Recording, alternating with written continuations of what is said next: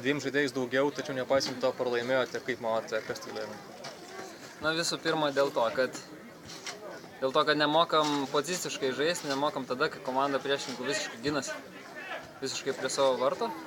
Mes paliekam savo gynėjus gintis praktiškai prieš vieną, du jų puolėjus ir jie viens ant vieno tada labai pavojingas atakas sukuria. Ir jie visiškai prisispaudė, realiai jie žaidė taip, kaip mes žaisdavom pirmus žaidimus, visiškai nuo gynybos. Ir vartininkas puikiai sužaidė, o mes praktiškai turėjom tik tai geras progas pirmam kėliny.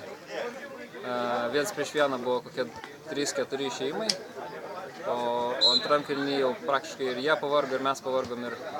Ir buvo tik tai labai daug klaidų, labai daug siuntimo kamuolio link jų vartų, bet nieks neužsibaigdavo kažkokiais pavojingais momentais.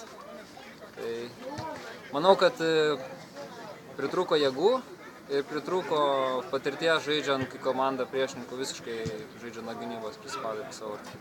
Ta situacija, kai pavyko pasižymėti jūsų varžovams, ar jums tai buvo kažkas žinoma, kad taip gali būti toks jau smūgis atliktas, ar jums tai buvo šokas?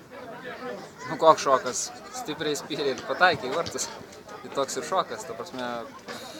Buvo daug pavojingų baudinių, iš tikrųjų labai nevykusiai kartais apsigindavom, nes griaudavom varžovą prie pat mūsų baudos aikštelės ir jie tas išnaudoja. Praktiškai, kai yra toks baudos smūgis, tai tas pranašumas dviejų žaidėjus jau nieko nebereiškia, nes viską reiškia to smūgiuojančią techniką arba jūs jau standartinio žaidimo techniką. Tai tiesiog jisai gerai pataikė kamuolį, gerai pataikė visiškai kamputį, tai nieko čia nepadarys.